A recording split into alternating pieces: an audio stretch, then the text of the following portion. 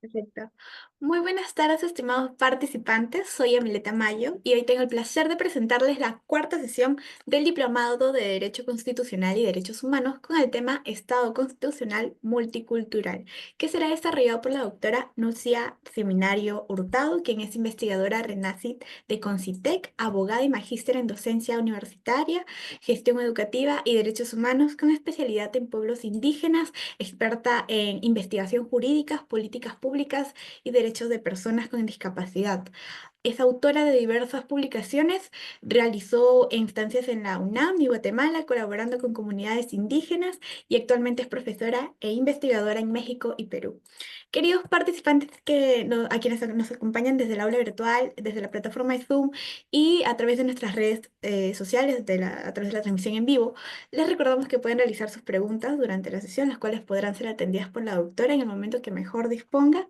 Y finalmente, estimada doctora, estamos muy honrados por contar con su presencia el día de hoy y les cedo el uso de la palabra para que pueda empezar con su sesión. Muchas gracias. Excelente, muchas gracias a ti. Bueno, muchas gracias por la invitación también. Buenas tardes, buenas noches a todas y todos. Vamos a comenzar esta sesión. Un poco les voy a comentar con respecto al Estado Constitucional Multicultural, la diversidad cultural que existe en el Perú. En el Perú existen 55 pueblos indígenas originarios según la última base de datos del Ministerio de Cultura, 51 pueblos indígenas ubicados en la Amazonía y 4 pueblos ubicados en la zona andina. Ahora bien, algo muy importante que señalar. Estos 55 pueblos indígenas originarios hablan 48 lenguas indígenas originarias, 44 lenguas ubicadas en la zona amazónica y 4 lenguas ubicadas en la zona andina. Loreto es el departamento que tiene mayor diversidad lingüística con más de 30 lenguas indígenas. Entonces, si vemos aquí este panorama, esta diversidad, analizamos que en el Perú existe una diversidad de lenguas, una diversidad de pueblos, que hacen que sea un Estado constitucional multicultural, que hace que sean reconocidos como tal, como un país donde existen diversidad de lenguas, diversidad de culturas, y de esa manera nosotros tenemos que conocer, aprender, con la finalidad de tener un conocimiento, un bagaje práctico, pero también un bagaje o una noción por parte de nuestra identidad, por parte de nuestra nación, ¿verdad? Muy bien. Ahora bien, cuando nosotros hablamos de pueblos indígenas originarios, en la actualidad no existe un término exacto de pueblos indígenas originarios. Ese término pueblos indígenas originarios lo estableció Naciones Unidas a través del convenio 169 de la OIT, ¿de acuerdo? Este convenio 169 de la OIT del año 1989, en sus primeros artículos, define de manera general, de manera somera, qué son pueblos indígenas originarios. Sin embargo, como les decía, como tal, no existe una definición exacta. Este tratado internacional, esa norma, establece que cuando nosotros hablamos de un Estado constitucional, perdón, cuando nosotros hablamos de pueblos indígenas originarios, los pueblos indígenas originarios son aquellos que han existido mucho antes de la llegada de los colonizadores, antes de la conquista. Antes del año 1492, el descubrimiento de América, ya existían pueblos indígenas. Sin embargo, a pesar de todo ese tiempo transcurrido, a pesar de las luchas, el racismo, la desigualdad estructural, el genocidio, el ecocidio, el lingüicidio que ha existido, a pesar de todo ello, siguen perseverando sus usos, hábitos y costumbres.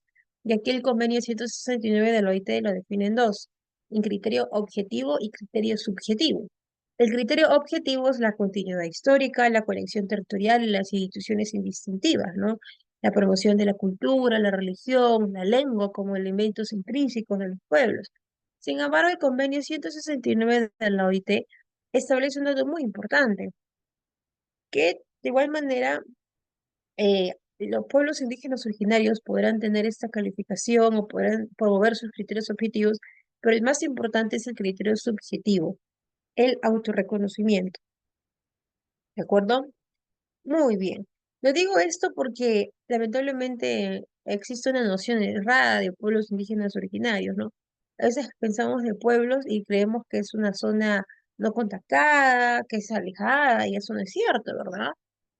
Se tiene todavía creo yo, este concepto, ¿no? Que un pueblo indígena es una persona, un grupo de personas que viven desconectados, viven pues tal vez en zonas donde no hay internet, y pues una vez más es un concepto que no se debe tener. ¿De acuerdo? Fomenta sus prácticas, usos, hábitos. Muchos de ellos se miran a las ciudades para estudiar, para trabajar y siguen siendo pueblos indígenas originarios.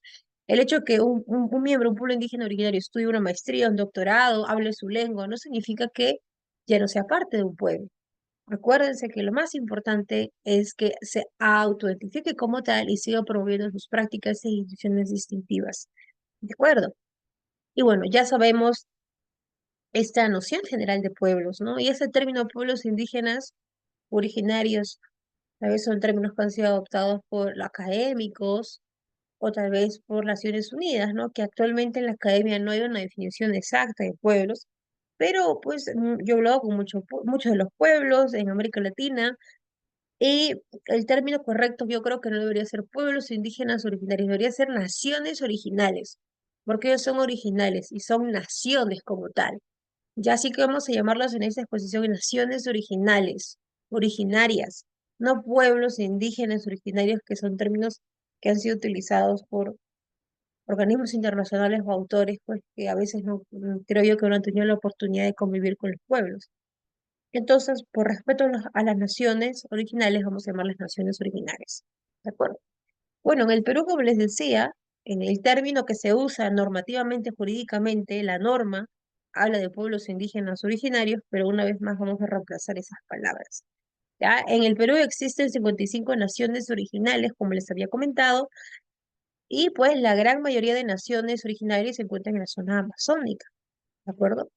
Ahora, hay un dato bastante interesante. Muchas de las personas de la zona amazónica y la zona andina han migrado a Lima con la finalidad de encontrar mayor oportunidad laboral, de estudio, familiar, etcétera, etcétera. Bajo ese orden de ideas, en el año 2017, el INEI, el Instituto Nacional de Estadística e Informática, realizó un censo, ya realizó un censo en la cual estableció que Lima cuenta con 1.346.399 personas, que representa el 22,5% de la población que se autoidentifica como parte de un pueblo o una nación original. En Lima existe la mayor población, mayor concentración de naciones originales.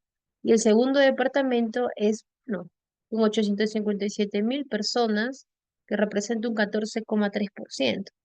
Ya, entonces quiero que sepan que en Lima se concentra la mayor población original, ¿ya? Y en las lenguas más habladas en el Perú es el quechua, ya casi 4 millones de personas en el Perú hablan quechua, ¿de acuerdo? Y también es el aymara, en la parte andina, y en la parte amazónica está el ayánica, el shipibo conibo, el ahuajún y el shawi. Ya, según el mapa neolingüístico del Ministerio de Cultura aprobado mediante Decreto Supremo el año 2018, que es una herramienta de planificación lingüística que permite ubicar las lenguas, señala que las lenguas más habladas son quechua, aymara, ayánica, ahuajún, shipibo, conibo y shau. Y las lenguas menos habladas que se encuentran en peligro de extinción o altamente peligro son el resígaro con un hablante, el Omagua, perdón, el Resígaro con 3 hablantes, el Cauchiro con un hablante, el Omagua con 3 hablantes, el Muniche con 8 hablantes y el Iñapare con 5 hablantes, nada más. La lengua más crítica que está en altamente peligro de extinción es el Cauchiro con un hablante. ¿De acuerdo? Ya teniendo estos conceptos y nociones generales, que el Perú es un país donde existe diversidad de lenguas y culturas, que han existido mucho antes de la llegada de la conquista. Sabemos que las naciones originales tienen estos criterios de identificación objetivo y subjetivo. Podemos aterrizar qué ha hecho el Estado peruano para reconocer a las naciones originales. Ya vamos a hablar de un marco jurídico. Primero vamos a comenzar con lo que ha hecho em, como tal, a nivel constitucional, que ha dicho el Tribunal Constitucional, etcétera, etcétera. ¿De acuerdo? Muy bien. Por ejemplo, en el Perú, por primera vez se reconoce la lengua quechua como lengua oficial mediante decreto ley por el gobierno de Juan Velasco Alvarado en el año 1975. Se oficializa la lengua quechua. ¿Qué quiere decir cuando se oficializa una lengua a nivel normativo? Que el Estado está en la obligación de adoptar medidas legislativas y política pública con la finalidad de que todos los hablantes de esa lengua tengan acceso a los servicios públicos bajo un enfoque intercultural y lingüístico. Quiere decir que cualquier persona que habla una lengua indígena, en este caso que se oficializó en la lengua quechua, tenían derecho a recibir una educación en su lengua, a ir a que accedan a un servicio público en su lengua. Eso es cuando hablamos de una lengua oficial, que tiene las categorías de oficial. Es de obligatorio cumplimiento dentro del Estado fomentar esta lengua. ¿De acuerdo? Bueno, como les seguía comentando, en el Perú se reconoció mediante decreto ley en el gobierno en el año 1975 durante el gobierno de Juan Velasco Alvarado, ¿ya? Eh, ese decreto de ley es el decreto de ley 21156, es el decreto de ley que reconoce el quechua como lengua oficial de la República. Ahí se reconoce que los hablantes de la lengua quechua tienen el derecho de ser atendidos en su lengua y recibir educación en su lengua. ¿De acuerdo? Un poquito dentro de los antecedentes constitucionales, ¿no? Ese es como un hito que marcó a nivel de América Latina, porque el Perú fue el primer país en reconocer normativamente la lengua quechua, ¿no? Y darle ese derecho a los hablantes que hagan uso de su lengua obligatoriamente, el Estado tenga esa función de concederles esa garantía. Dentro del plano constitucional, algunas constituciones políticas como el año 1920, 1933, 79 y la vigente han reconocido también con diferentes términos, ¿verdad?, a las naciones originales. Por ejemplo, la Constitución Política del año 1920, en su artículo 58, señaló que el Estado protegería a la raza indígena, no se hablaba aquí de raza, ya se hablaba de raza indígena como tal, y pues se dictarían leyes especiales de acuerdo a su territorio, de acuerdo a su desarrollo, no más que todos era un artículo constitucional que protegía a las naciones originales, o en este caso se le llamaba raza indígena, dentro del contexto de perseveración de sus tierras, su cultura y su desarrollo. ¿De acuerdo? En el año 1933, en su artículo 207, expresó que las comunidades indígenas, acá cambian el término, ¿no? De raza indígena a comunidades indígenas. Las comunidades indígenas tenían existencia legal y personería jurídica. Más que todo aquí también lo hablaban por un tema de titularidad de territorio, ¿no? En la actualidad no se necesita un papel para reconocerse que tiene titularidad en el territorio, ya con el mero hecho de vivir y coexistir en ese territorio, ¿verdad? Son titulares de manera autónoma, ¿cierto? Pero en la Constitución del año 33, en el artículo 207, se hablaba de comunidades indígenas que se les concedía la titularidad, ¿no? Y la personería jurídica siempre y cuando pues se hablaba de territorios, tierra, propiedad comunal. En el año 1979, de igual manera, la Constitución Política del 79 también reconocía a las comunidades indígenas, así con ese término. Sin embargo, se introduce algo que no se introdujeron en otros artículos, en otras constituciones previas. En los artículos 35 y 83 se reconoce que el Perú por primera vez a nivel constitucional, producto de la publicación del decreto ley 21157 que oficializa la lengua quechua, producto de eso, el Estado reconoció por primera vez las lenguas originarias, bueno, lo llamaba lenguas aborígenes, en la constitución política. O sea, ya no estaba en un plano normativo, sino reconocía que los hablantes tenían derecho o tenían derecho a usar su lengua y que se promueva el estudio y el conocimiento de estas lenguas a nivel constitucional. Ya se reconocía el derecho a la lengua, el derecho a usar su lengua como un derecho fundamental de orden constitucional. Y en la constitución política vigente, nuestra Carta Magna vigente del año 93, también de igual manera reconoce la identidad y la diversidad cultural en los artículos 2, inciso 2, en los artículos 2, inciso 19, en el último párrafo el artículo 17 y el artículo 48. En los artículos 2, inciso 2 y 2, inciso 19, reconoce el derecho a la identidad cultural, reconoce que el Estado promueve la diversidad de lenguas y culturas y que estas diversidades tienen derecho a promover su lengua materna, sus usos, sus hábitos, costumbres, y que esto forma parte de su identidad, la perseveración y la promoción. Y el artículo 17, en el último párrafo, habla sobre el derecho a la educación intercultural bilingüe, que todo hablante de una lengua indígena originaria tiene derecho a recibir una educación bajo un enfoque intercultural y bilingüe, bajo una cosmovisión indígena originaria y bajo una cosmovisión dentro de una educación básica regular, de verdad hablando el castellano, ¿de acuerdo? Y el artículo 48 actual reconoce que son lenguas oficiales en el Perú todas aquellas según las zonas donde predominen. Para ello, vamos a hablar de un elemento importante. El Ministerio de Cultura, dentro de acciones institucionales, ha publicado el mapa etnolingüístico. El mapa etnolingüístico es un mapa, una herramienta de planificación lingüística que permite identificar las zonas donde se hablan mayores lenguas, cuántos hablantes hay, etcétera, etcétera.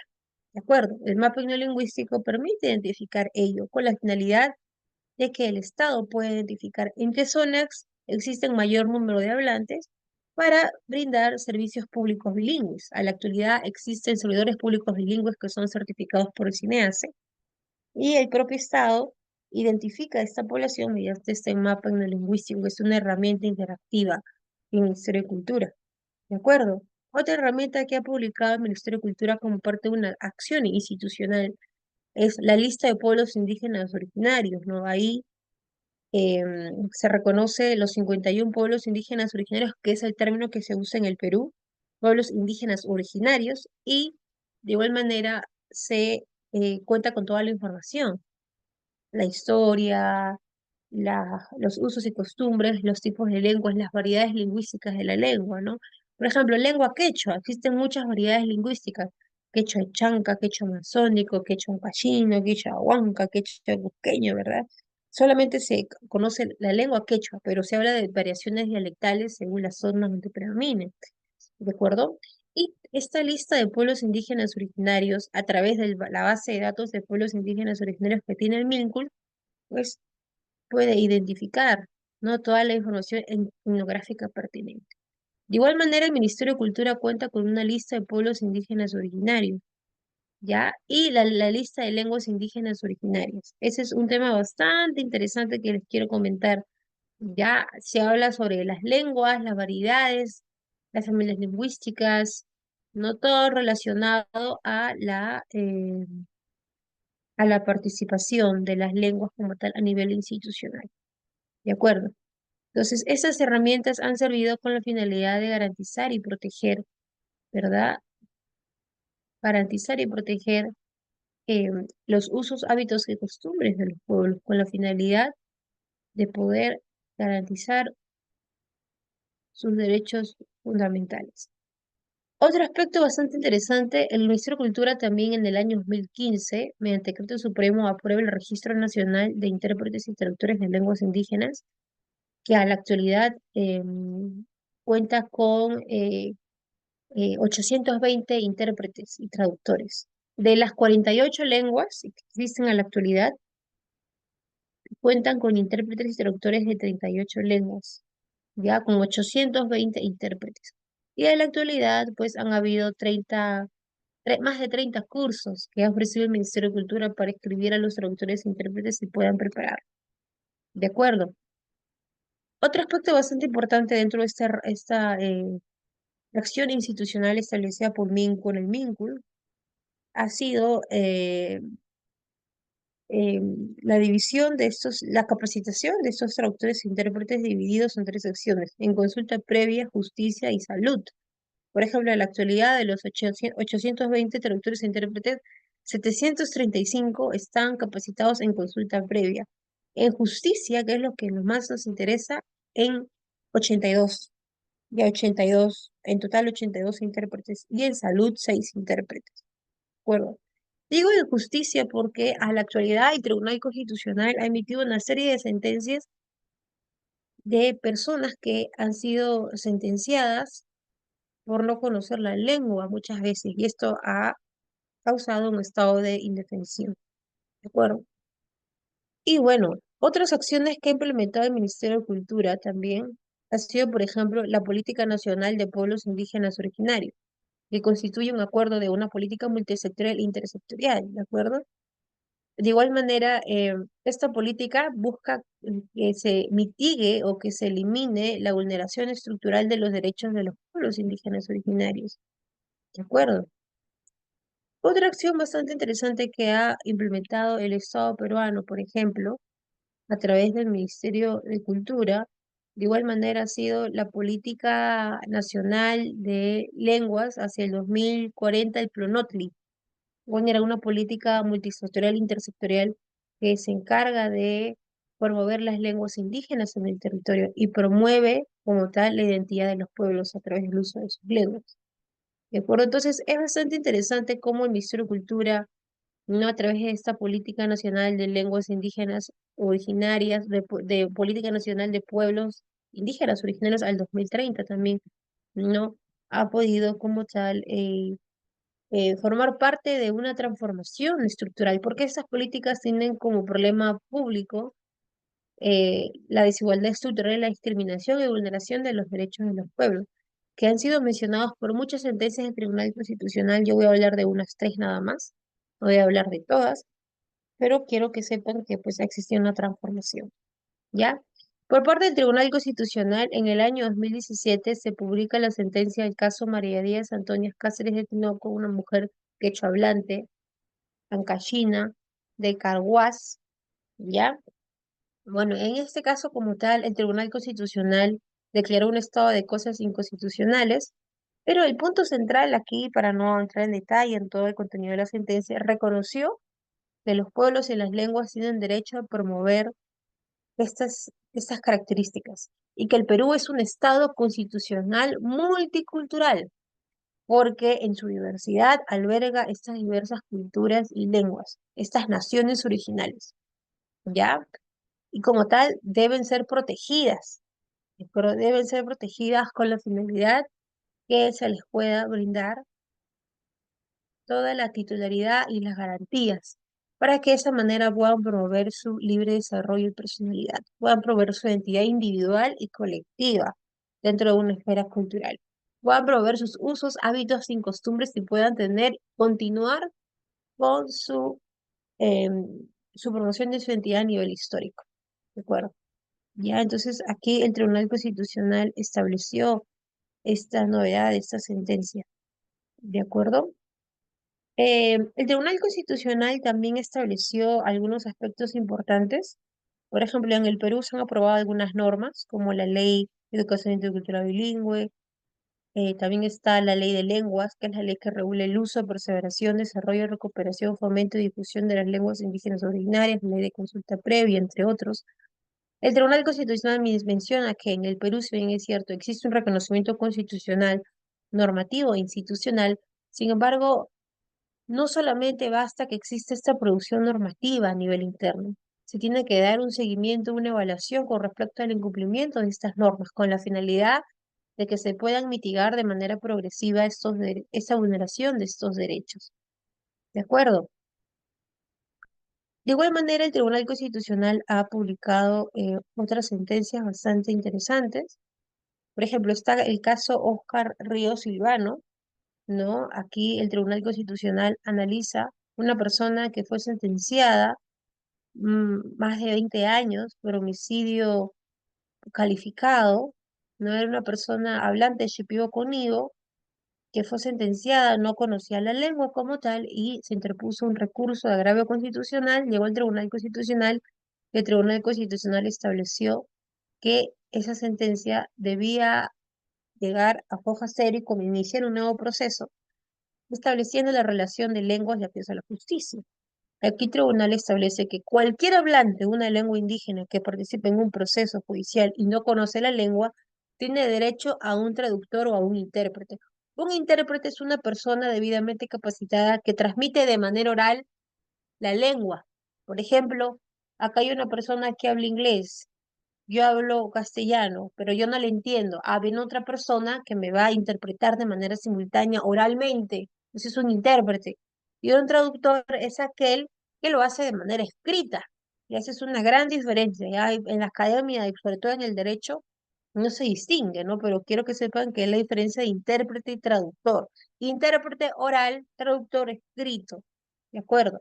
Y aquí el tribunal estableció que las personas hablantes de lenguas indígenas originarias en procesos judiciales tienen derecho a un intérprete y un traductor, ¿de acuerdo? Con la finalidad de garantizar el derecho al acceso a la justicia como un derecho conexo, el derecho al intérprete o al traductor como un derecho conexo al acceso a la justicia y como una garantía judicial. Asimismo, establece 11 principios establecidos en el Protocolo de Atención y Orientación Legal con enfoque intercultural desarrollado por el Poder Judicial. ¿De acuerdo? Ahí hace mucho énfasis en la actuación que debe tener el Poder Judicial, que se tiene que capacitar a los magistrados, sobre todo quienes habiten en determinados o quienes cumplen funciones por competencia en las zonas. Ya, si en mi zona y todos son hablantes, siendo magistrado tengo que estar capacitado, tengo que conocer la lengua mínimamente, ¿de acuerdo? De igual manera, el Tribunal Constitucional también reconoció otros casos, ¿no? Muy aparte del caso Ríos Díaz Silvano, también hay otro caso como es el caso Hoja de Coca, ¿no? La protección constitucional de las prácticas sociales, culturales, medicinales e intercambio entre determinadas comunidades. Esa es una sentencia bastante interesante porque la controversia radica en torno a que el Tribunal Constitucional determinara como tal quién era competente para declarar patrimonio de la nación a la hoja de coca y no cuál sería el proceso histórico que existe en la hoja de coca como tal dentro de esta conexión de derecho a la identidad cultural y a la identidad étnica. ¿De acuerdo? Y aquí el Tribunal Constitucional establece que la hoja de coca como tal es una práctica de intercambio social, cultural, medicinal y comercial en las ciertas naciones originales de nuestro país.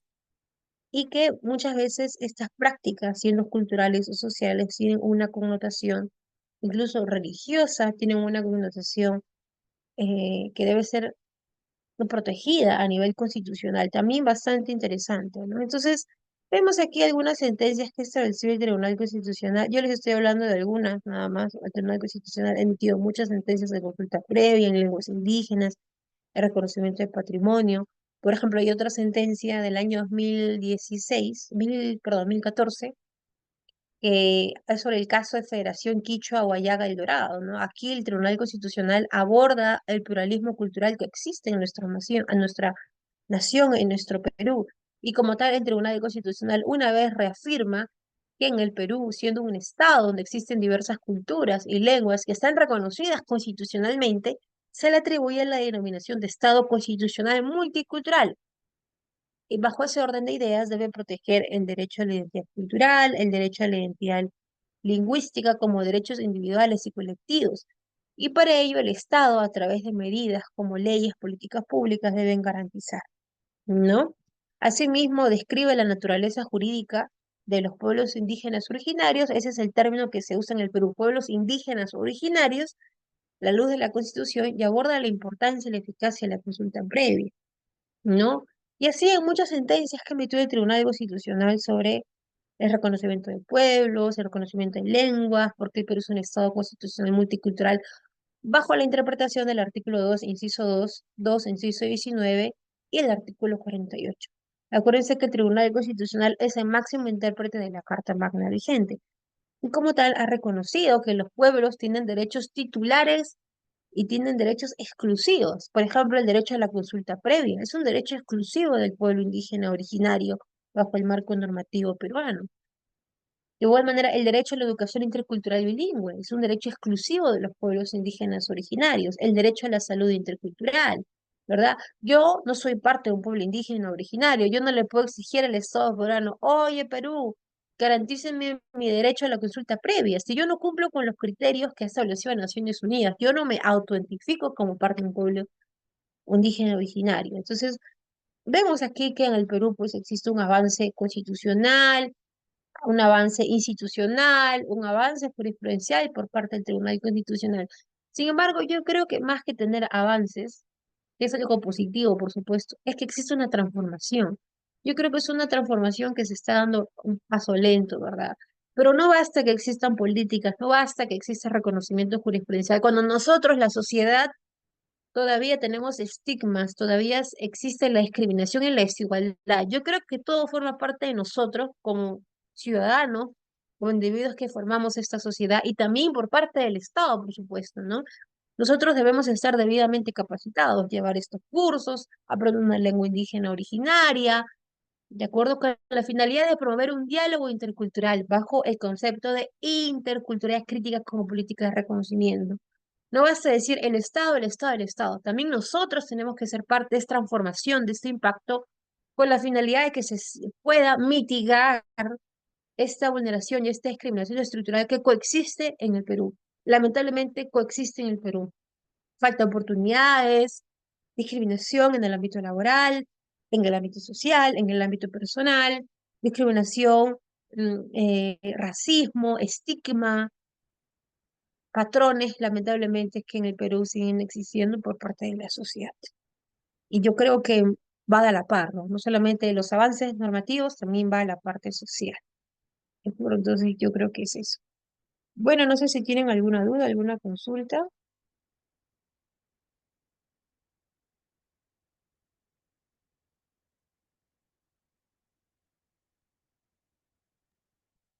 Sí, muchas gracias por su excelente ponencia, estimada doctora. Estimados participantes, si tienen alguna duda, eh, algo que aclarar, pueden alzar su manito y le podemos dar el uso de la palabra o dejarlo en la bandeja de chat, igual lo vamos a estar leyendo. Muchas gracias.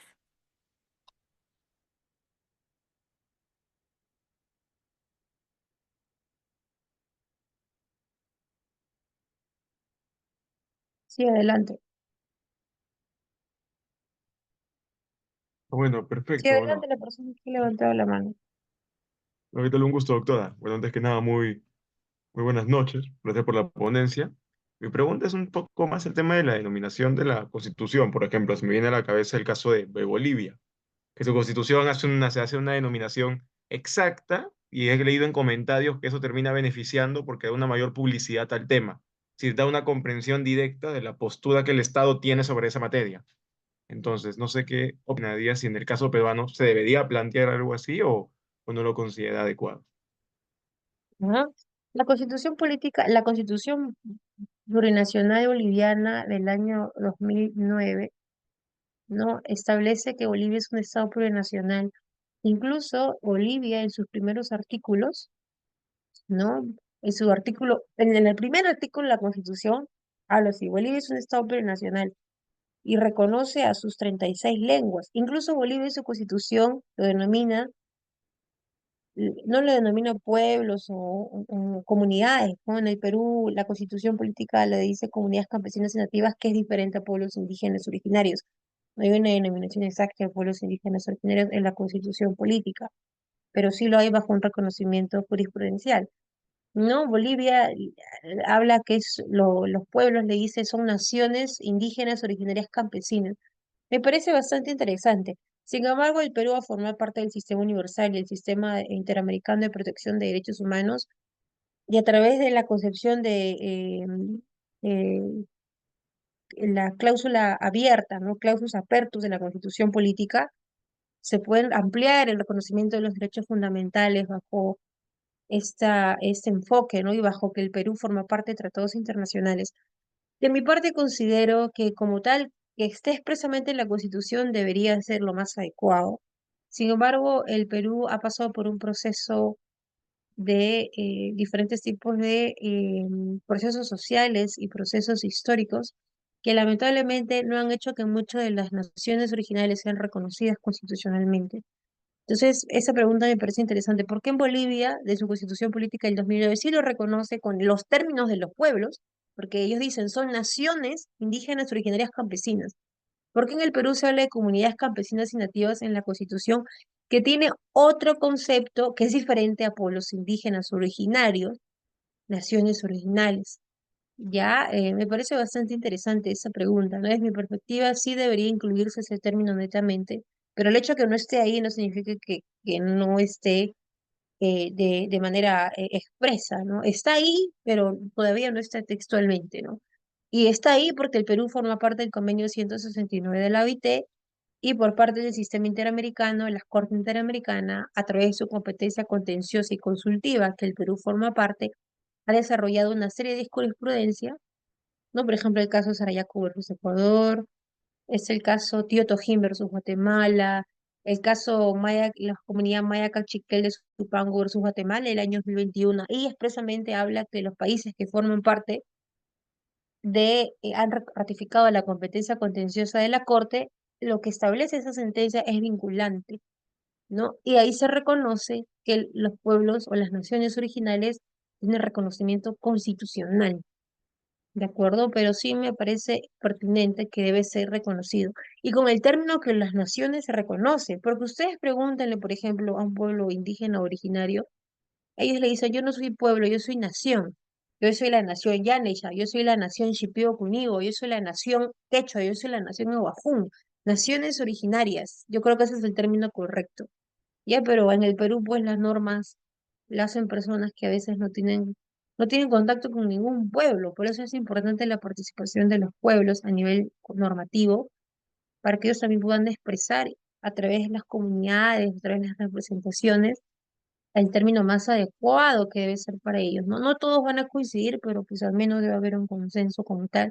Y existe esta definición, como existen en Bolivia, en Ecuador también. La Constitución Política de Ecuador del año 2008, ellos reconocen a los pueblos como naciones originarias.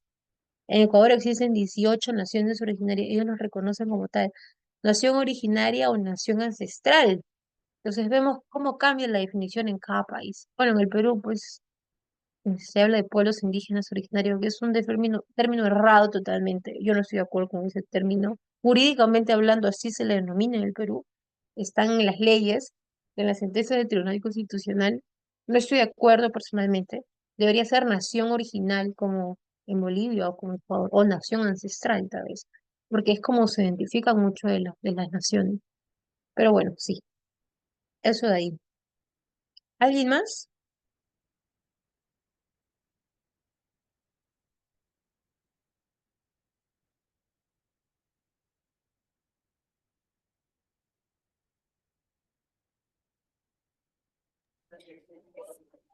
Sí, creo que no hay más preguntas, estimada doctora. Les ha quedado bastante claro la ponencia de hoy. Bien, en ese caso, en nombre de todos, le expresamos nuestro más sincero agradecimiento por su participación en este diplomado. De verdad ha sido un honor contar con usted y esperamos tenerla en futuros eventos académicos, doctora. Muchísimas gracias. Listo, un abrazo, que estén bien, muchas gracias y sigamos defendiendo las lenguas y las culturas. Chao. Muchas gracias, doctora.